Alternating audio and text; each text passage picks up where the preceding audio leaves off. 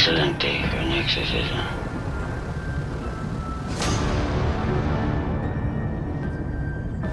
I see dead people.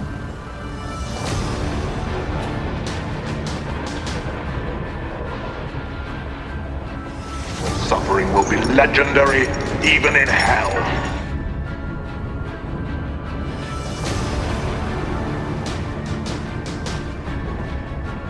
It's alive!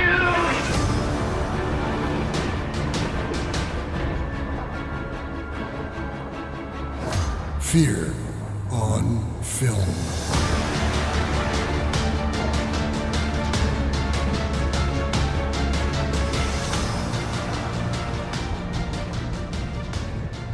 Hi, I'm Joe, and welcome to a special bonus episode of Fear on Film. Today we have Elijah Alvarez, director of the new thriller Dorothy, The Haunting of Oz. Tell them what we're gonna do, man. Tell them. There's this TikTok that's been going viral like crazy tonight. There's these three girls that are doing the Witch Melody Challenge. When they were humming her tune, they summoned her! Who? The fucking witch.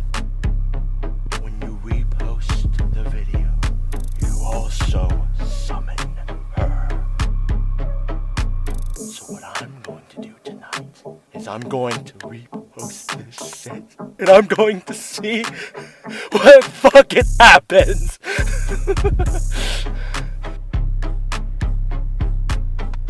Keep fucking filming! Don't you dare stop fucking filming! All right, welcome, Elijah, and thank you so much for coming on. Thank you so much for having me. I really appreciate it. Oh, it's great having you, man. First of all, for our listeners, so they know, I've not seen the film yet. I've only seen the teaser that you guys have put out. I guess you guys are still putting some final touches in your final cut, and but it looks great, man. And it has a nice, sharp, polished look, and I love the concept and the general idea of reimagining the classic tale of Dorothy and Oz through the lens of horror. Can you give our listeners a glimpse of what your film is about? Yeah, so basically, Dorothy, the Haunting of Oz, it's set on Halloween night, and the plot synopsis is when a group of college student athletes, basketball players, when they're facing athletic injury on the same Halloween night, they're also being terrorized by reincarnations of the Wicked Witch, Dorothy, the Scarecrow, all these iconic characters. The film, it's really, right, it's a horror psychological thriller, but it's also coming of age, it's also comedy. It's a lot of different genres. It has sci-fi world building into it. A lot of different, genres weaved into the whole story. So, yeah, it's gonna be really fun. Yeah, it sounds like a lot of fun. I mean, I always love horror when it takes a unique, original approach and not going, taking in your standard tropes and scenarios, and especially integrating a story like The Wizard of Oz and bringing something so benign and sweet and throwing a horror cloak over it. It sounds like a lot of fun. Yeah, no, it's definitely, yeah, no, I think, nowadays with like a lot of horror movies coming out, it's, everyone has their own approach on what they want to make, like filmmakers with the kind of horror movies they want to make. But yeah, also I agree. I love films, especially horror movies, because I think you could really utilize genre as a way to talk about more than one subject matter, right?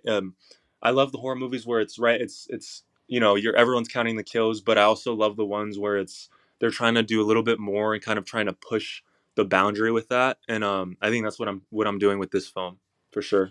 Yeah, and there is a trend. I mean, you got films like Backrooms and Obsession and upcoming Siren Head that are really just taking a different approach. I mean, and something original and uniquely terrifying. And I think we are on the precipice on a really great age of horror, with innovative filmmakers like yourself taking a very unique approach. Yeah, no, those I love. Yeah, those films are, I think there's a reason why those films you mentioned hit the way they did. I think you're right. It's different kind of storytelling, right, from different type of, younger directors, younger storytellers, and it definitely shows, in the work.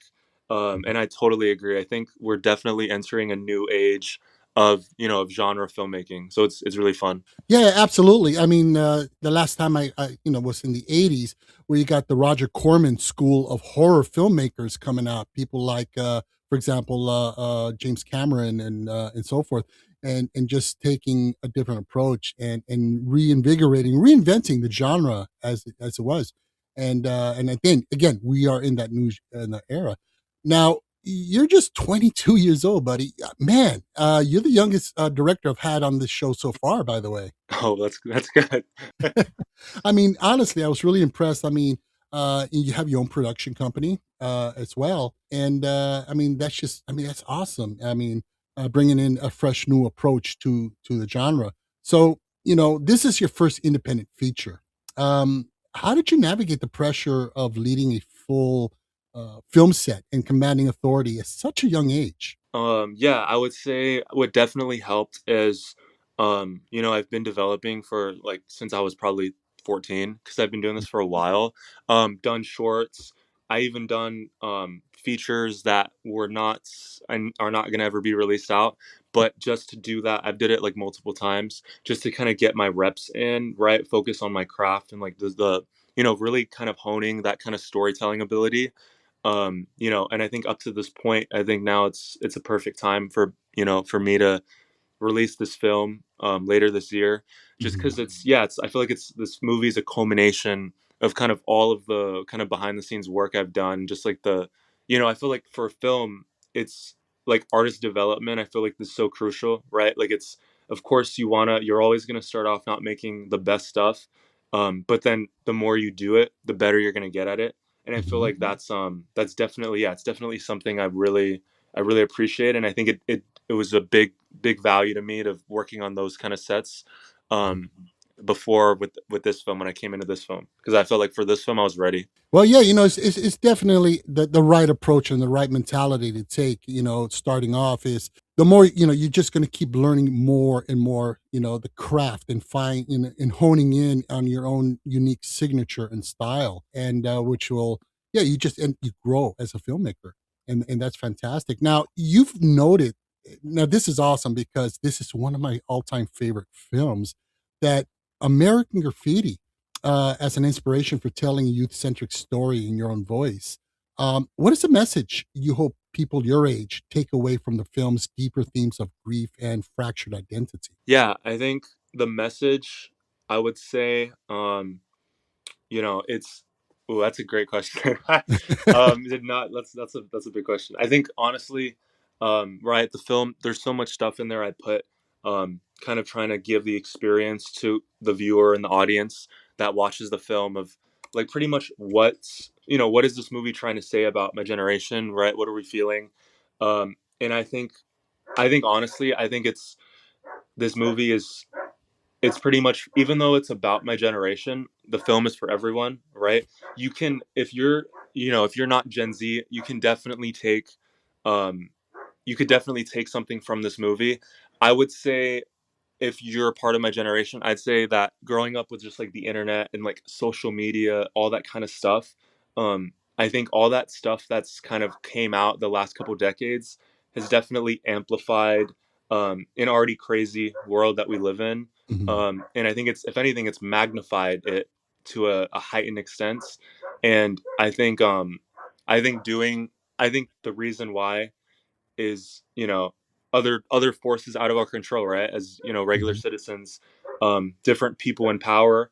And I feel like I feel like this film is a perfect metaphor for some of the stuff going on that's we have access to. But to me it's like I want to talk about like who's providing that access, like who's putting all this stuff in play, because I feel like the internet, it's like when it came out it was like Pandora's box, right? Like Mhm. now it's just open for the taking, and we're seeing the results and the effects of it on my generation, and I Mhm. think the movie is going to highlight that. Yeah, I mean, there's definitely horrors to be explored within the emergence of, say, online social media and technology, and it's a fascinating exploration and subtext for a horror film, and again, that's why I'm really fascinated and interested in this film. Now, launching your own production company, Buddy Pictures, right? Uh, Yeah. that's a massive undertaking. What pushed you to handle both the business side and the creative side of filmmaking so early on in your career? I think the main reason too is I kind of saw from an like a younger age, I saw the value of, original IP and the power of IP and how you could really utilize it to your benefit. With this film, I took a lot of inspiration from um, the Terrifier franchise and how Mhm. that director and his producer really kind of started that whole franchise from the ground up. Right, they started with shorts, and then he did the feature, and then the sequel, and then you kind of just saw that insane evolution and where the franchise is at now. Right now, it's in Horror Nights, so it's like, it's it's it's. I think for me, it's about kind of just laying the groundwork and building something that I'm gonna have value, hopefully over time. Well, yeah, I mean, as it is indie filmmaking, there's a definite level of liberation and freedom because you're not constrained and bound by a corporate conglomerate telling you how your film needs to be made, and you compound that with the exponential freedom of having your own production company. So I can see where you have more creative freedom and control to voice your art. Yeah, no, it's definitely that's what I value the most, right? I can't imagine like someone telling me like, "Oh, you can't put this scene in because of this," or like, telling me how I want to sequence my film. Like, like some studio directors have to deal with, right? Right. Because that's what they're working for. But it's, for me, I've always kind of done it like this, and it's, the goal for me would always to be to keep it kind of like this. Yeah, and I mean, look at Damien Leone. I mean, he was offered God knows how many millions, I believe, by Universal to do the Terrifier films over there. And initially, from what I understood, he was about to take that deal when they told him, "Well, you can't do this and you can't do that," and he basically told him to fuck off and said, "You know what? Never mind." And he did his Yeah. own thing. And kudos to him. I mean, he's building his own empire. Although I know there's a lot of he's stuck in some sort of legal issue right now with the Terrifier films, but that's to be expected. But yeah, again, as an indie filmmaker, the more control and say you have in your projects, the more empowering it is for you as an artist. Yeah, and I think those movies, and he showed really kind of like he really mapped out like the blueprint for like, independent filmmaking, horror genre filmmaking, and it shows, right? It's at the end of the day, it's like when you're doing this and you're making a movie, I think for me, I love and I'm always thinking about the audience, right? How the audience is going to respond to a certain scene that I'm sequencing. And I think, that franchise is a testament to how much they listen and like care about the audience. Hmm. Cause yeah, at the end of the day, it's like I want to get a reaction, out of someone when they're seeing a scene of mine. And it's that's the most important thing over everything, right? So Hmm. I think he's definitely a testament to, doing this for the fans. Yeah, and that's what it's all about. I mean, when you get your cookie cutter studio horror films, I hate to bring it up, but the Conjuring films. I mean, those things have got as dry and as boring as all shit. I mean, because again, they're going by statistics, they're going by demographics, they're going by studio reports and Yeah. studio notes and what works, what doesn't. And yeah, that's why I love what's going on in horror right now. And it's really exciting. Now you've been as you mentioned, you've been working, writing and directing your own movies since you were about 14. How did those early years prepare you to make your first full length feature film? Yeah, I think those early years helped a lot in the manner of time management, right? In the manner of working with actors, coordinating schedules, location scouting, all of that kind of stuff. Since I've been doing it for a number of years, all of that's really honestly like second nature to me. So I feel like it definitely helped, getting your reps in, as well as, writing. I think the writing is a really big part of like who I am as like a filmmaker. Like I like to say before I was directing, I was always like writing, right? Like that's like my bread and butter. But yeah, I really love it. And I think that those early years definitely helped me even just to like you know, making a movie takes a lot of stamina, right? Because it's a lot of hours. Hmm.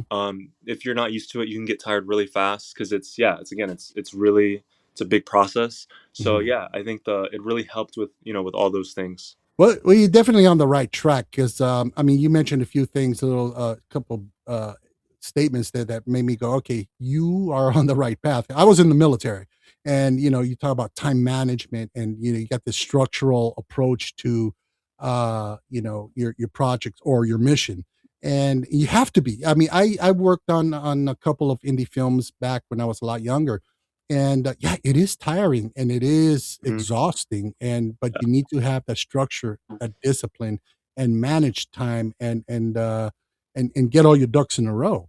And that's what it's all about. A lot of people think it's okay, you grab a camera, you point the thing at somebody, you fucking shoot, and then you got your Yeah. movie. You know Yeah. yeah If it was that easy, man, I wish I was that. right, exactly. Now, The Wizard of Oz is a classic, a bright fairy tale full of rainbows and sunshine, and you flipped it into the dark psychological side. What made you take this direction for this classic tale? Yeah, I think I'm gonna be honest. Like the original Wizard of Oz, um, definitely I think it definitely, for me at least, has some undertones that are a little bit creepy. But then Yeah, I saw Return to Oz, the Disney film. That really, some of those moments, so they got some scenes in there, really kind of nightmare fuel stuff, right? Um, and I like, I looked at it, I'm like, wow, like, looking at right, these iconic characters, Dorothy with the braids, the witch, the aesthetic, right? Look at the aesthetic.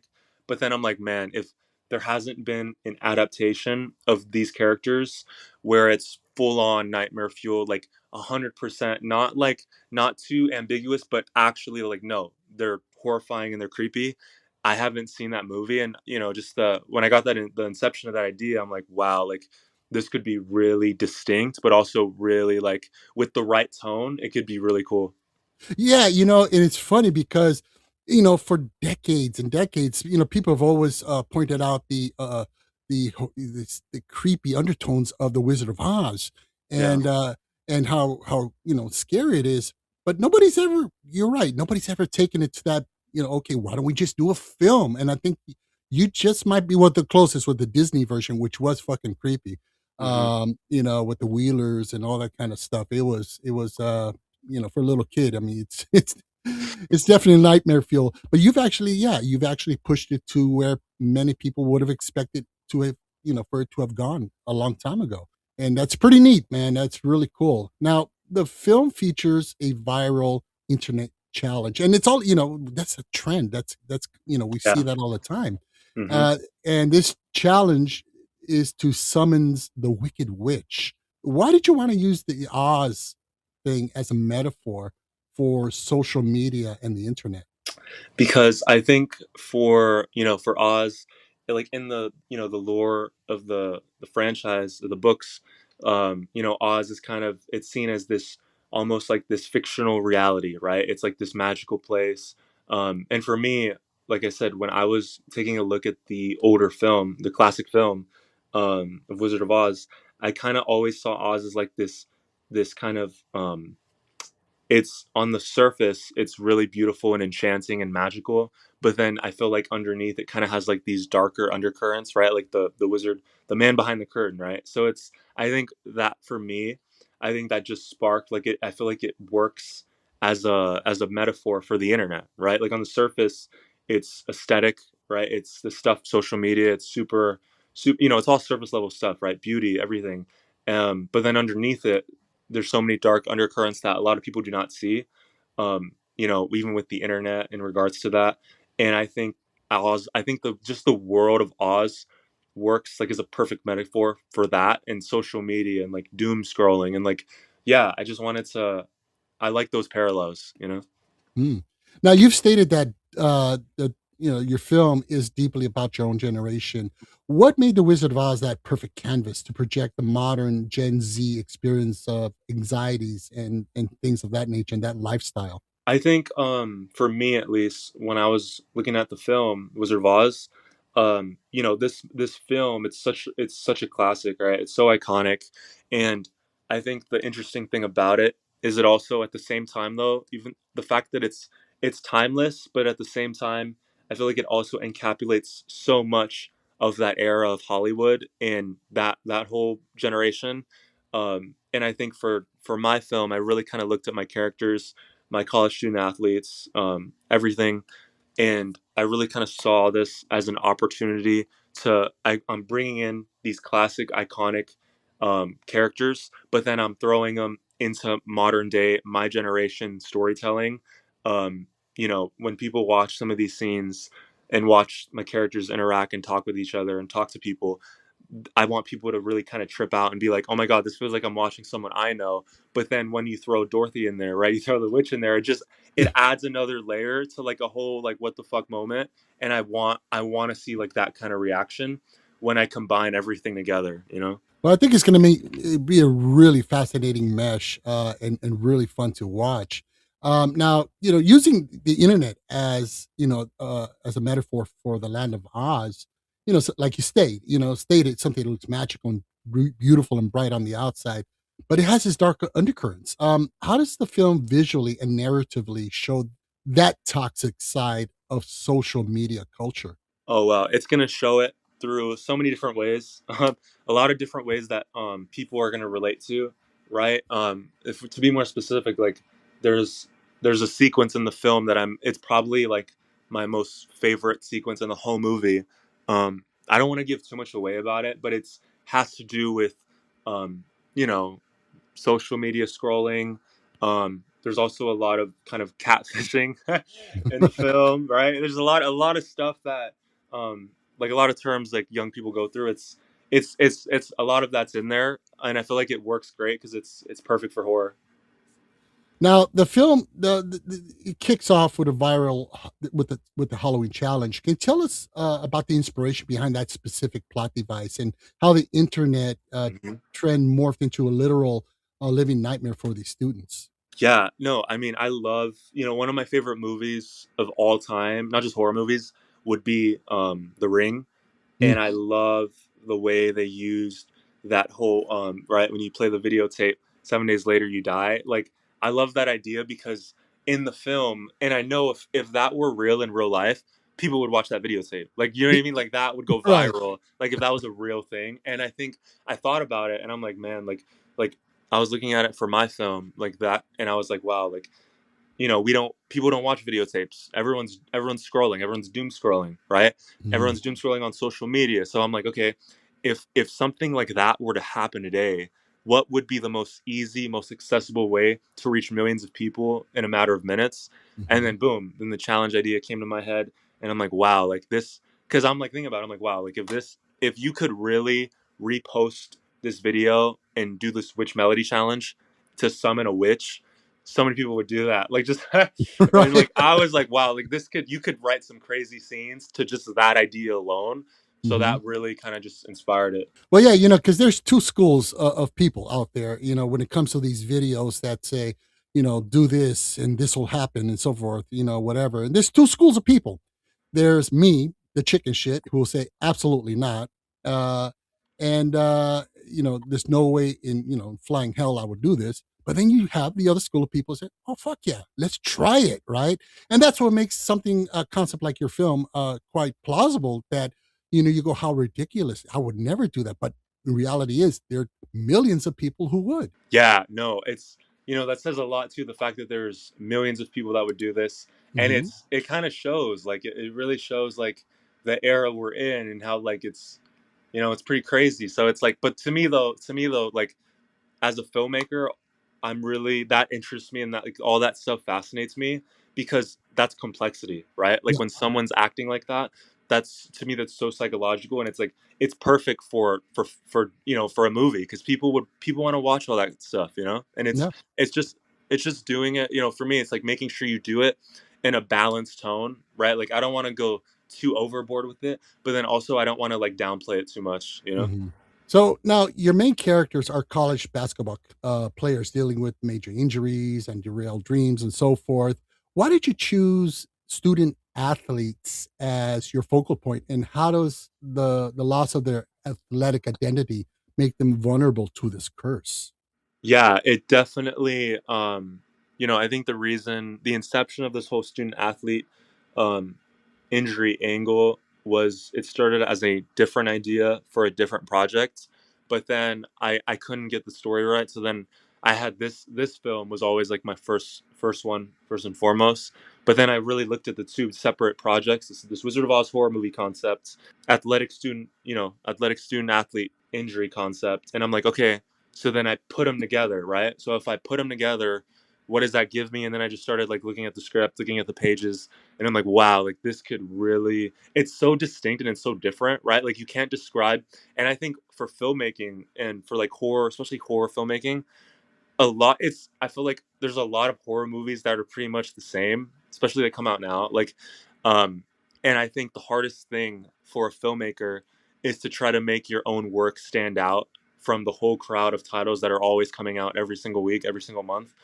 And then I was looking at this and I'm like, wow, like not only can this work emotionally as a film, as a movie, and as art, but I feel like this has the chance to stand out from the crowd of films that are always coming out. No, I agree. I fully agree. I mean, there's films that horror films even coming out now that really don't put much thought into subtext or to thematic elements to interweave into the storyline. And I mean, again, look at movies like The Backrooms. I mean, that movie's deeper than shit. I mean, or Yeah. Obsession. There's a lot going on there, Hmm. and I think that makes for a more fulfilling horror film experience. Yeah, scare the shit out of us. We want that. Make Yeah. us laugh, make us shock us, but at the same Exactly. time, make us think, and that's important. And again, that's what I do see in the current trends and the outcropping of young filmmakers like yourself that are coming out with more profundity in their approach for horror filmmaking. Yeah, no, I love what you said. It's, of course, right? Give the fans the goods, right? Creep them out, scare them, but then at the same time, don't be afraid to make them laugh, right? I feel like that's like so new, like in Mhm. this like the last couple years. Like now, it's like I feel like ever since Get Out, horror movies are now starting to make you laugh like crazy, and I love Mhm. that, right? Like I love it because it's like it's not pretentious, but at the same, it's not pretentious, and at the same time, it's also kind of like, you know what? Like we're here to have fun, but Mhm. at the same time, we also kind of want to make you think. And I think horror is like pretty much, I feel like it's the only genre that can do all of those things at once and like pull it off. Yeah, no, absolutely. Now, I mean, you do have like the Terrifier films, which it's not a lot of depth in there, but god damn, they make you laugh. I mean, they are shockingly Yeah, hilarious. exactly. And that's one thing that's great. I'm a cinema purist. I love the cinema. To me, that's the altar of my spiritual existence. And when I went to go see Terrifier, I believe it was the 3rd one. That was the Christmas one, right? Yeah. Yeah, the third one. And yeah, and geez, it was an experience. People were laughing, screaming, turning Yeah. to one another, pointing at the screen. And then you had a theater employee dressed as Art the Clown walking through the theater. Uh, you know, I mean, that was some William Castle shit right there. It was it was fantastic.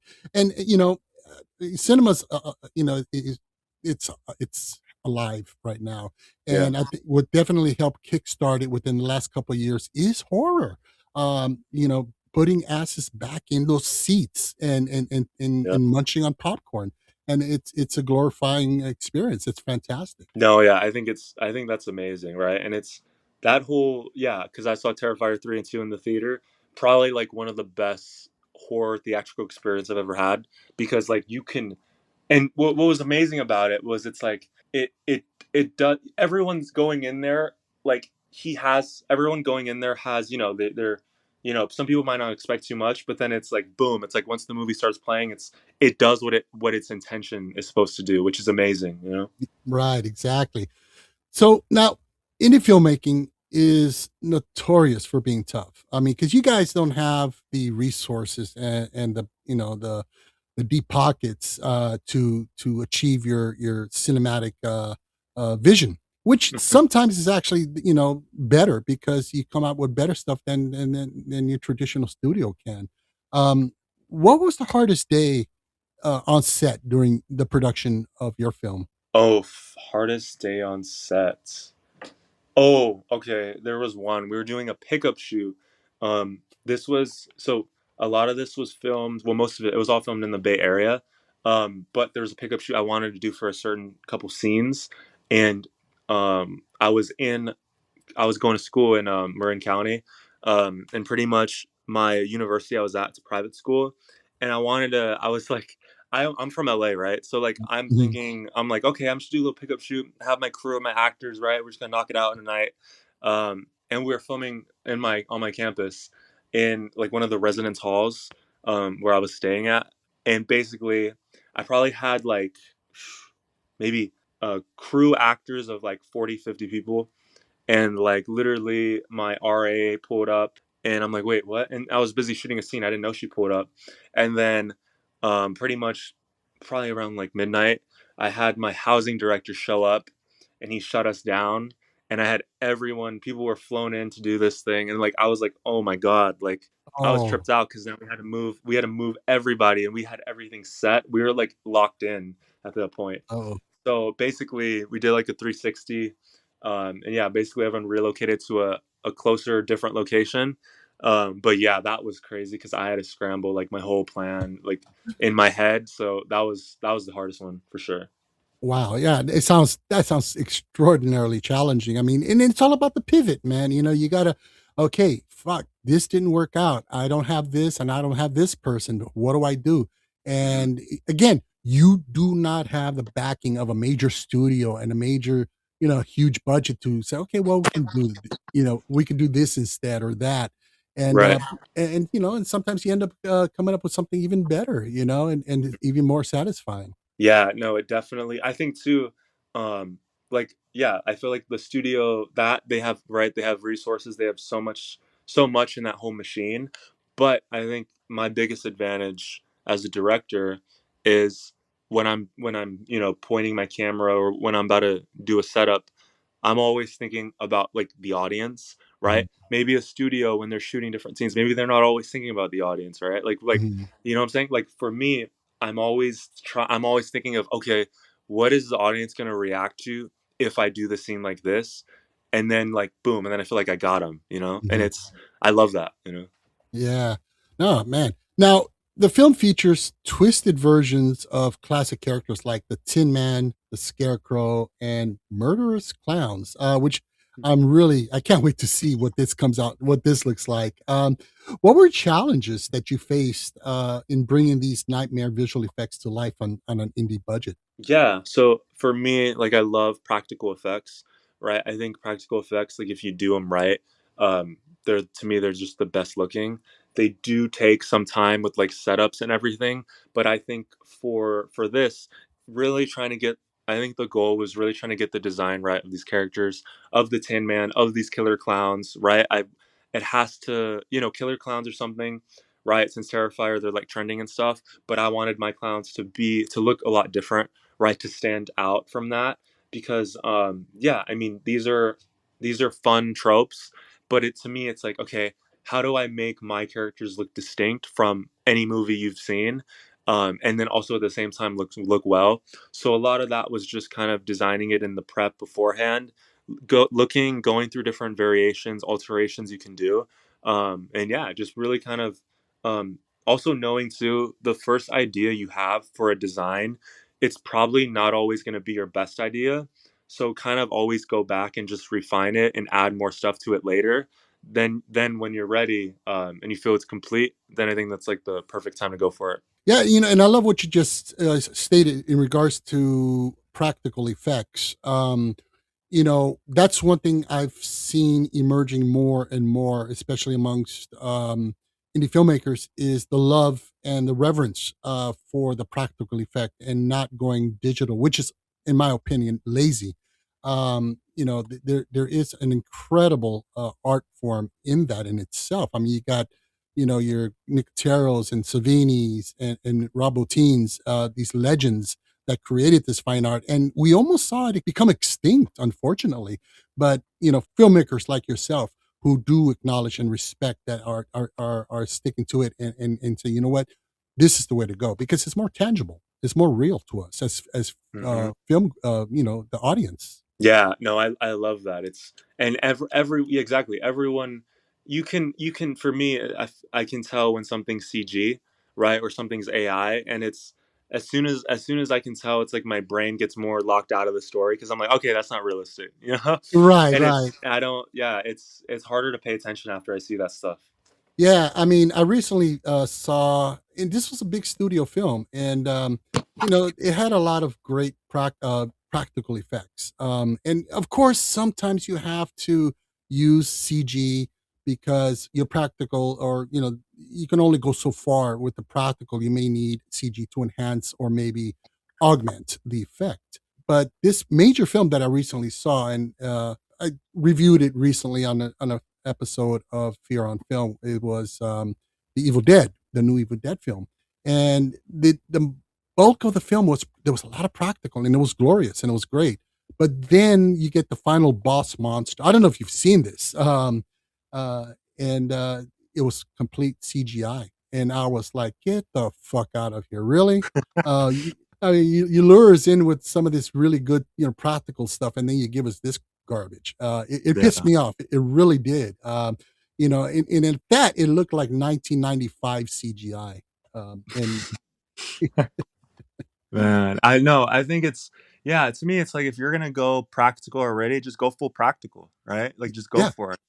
yeah, absolutely. And but I think especially for the horror genre, CGI has no place Mhm. in a horror film. I mean, Right. sci-fi, we can go there, and even then, you don't have to. I'm looking at what Christopher Nolan has done with his practical effects in sci-fi, Yeah, and I love it because it's with Nolan, he does everything. He tries to do pretty much everything in camera, and it's like for me, it's like for a horror movie, if you're gonna do horror and you're at Brian, you have these resources. It's like there's so many talented people in the world, like artists, and it's right, art people. Like these talented artists all over the world can do pretty much almost anything Mhm. versus like just doing that on the computer right with the CG. It's like yeah, just I feel like you should always kind of go for practical. Oh, absolutely. I mean, I'm sure you're aware of how back in the 80s and the 90s they would do, these rolling thunder clouds rolling through the sky. I mean, that trick is so amazing. I mean, Ghostbusters did it, for example, which is what a fish tank and oil and water and paint and lights, and it's like wow. I mean, that Yeah, to me is true engineering. It really is. yeah, no, I totally agree. So now, since this is your very first feature film, what is the most valuable lesson you've learned so far about being the leader on a set? I think my most valuable lesson, um right, we talked about time management. Time management's up there, and another thing I learned too is always have patience because you're dealing with so many different people, right, different personalities coming from different backgrounds to do this thing. And I think when you're doing right, filmmaking is it's highly stressful, right? Uh, so when you're dealing with all these people, you got to understand that you're working with people, right? Like I said, coming from different backgrounds, they all respond to stress differently. Mhm. So how they respond, I think you need to keep in mind everyone's there in service to you and the story you're telling and you're directing. So understand that and always kind of be patient and be like, okay, um, these people handle stress differently than I do, some of these people, but I know why they're here. I know why I'm here. So let's make something great. And let's just go for it. Right. No, absolutely. Now, if you can go back to day one of filming, what advice would you give yourself? My advice I would say is great. Oh my God. Oh man, so much. I would say honestly, you know what? I tell myself it's okay if you don't make your days. It's okay because you could do it, come back later. So don't feel so tensed. Ease up a bit, and also too, I would say try to enjoy it just a little bit more, just a little bit more. Try to enjoy it because it's you know you do it too because it's like you love it too, right? And always remember that when Right. you're doing it, even though it's so much work, like remember too, it's like you love doing this, and yeah, just don't forget that. Absolutely. Well, I came across a quote of yours that I thought was quite beautiful and very impactful, which was horror is a powerful way to explore not just defeating the monster, but learning how to live with it. What did making this movie teach you about your own fears and passions? I think it definitely taught me that kind of like, yeah, like feel like no matter what goes on in your life or what you're facing, um, it taught me that you have to kind of, time always goes on, right? Time will always, it's undefeated. So I think for me, it taught me that you just kind of have to keep on going and knowing that, right? Like knowing, Mhm. okay, time is going to start passing even more, so let me just do what I want to do with this time that I've been given. And I feel like that's a beautiful thing. Oh, that's deep. I love that. I love it. So now you've made your debut at 22, which is incredibly impressive. Topped with the fact that you got your own production company. Now that Dorothy is locked in for the fall, what's up next for you as a filmmaker? Yeah, so pretty much, for I have a couple projects in the works. I'm I'm getting ready. Once post is done, my final cut's done. I'm getting ready to start writing some stuff. I have a lot of ideas. I see, once people watch Dorothy, I feel like there's a lot to expand on in the lore of like the world building, the sci-fi world building. I really love it. And yeah, I'm really interested in writing a sequel for the film, but also too, I have a lot of different original ideas. There's this hip hop horror movie that I'm looking to shoot pretty soon. Original story, not based on anything, not an adaptation. It's completely original, set in modern day. That um, that would be really fun to shoot. And then I'm also working on a screen life horror movie. I don't know if you saw Host, but I'm really Mhm. inspired by that film Host, Mhm. and I have like a similar take, but something super super modern that I feel like could really work for like nowadays. Sounds exciting. Some it's good stuff in the pipeline for you.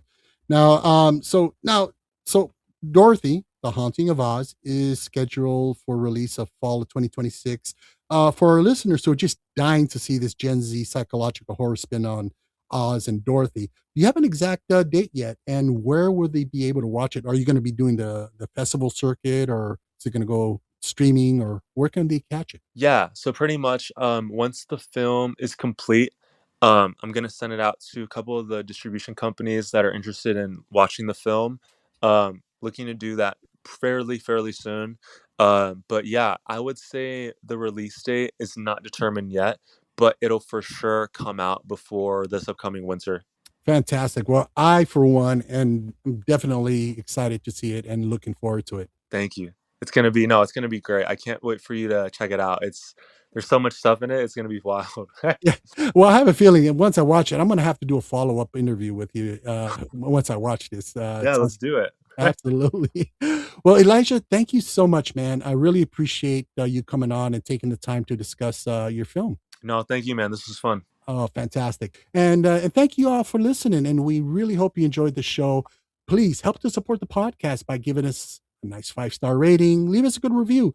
Or another way you can help to support us is simply to subscribe and or follow us on Amazon, Apple Podcasts, Spotify, iHeartRadio, Deezer, Audible Boomplay, or wherever you get your creepy podcast fix.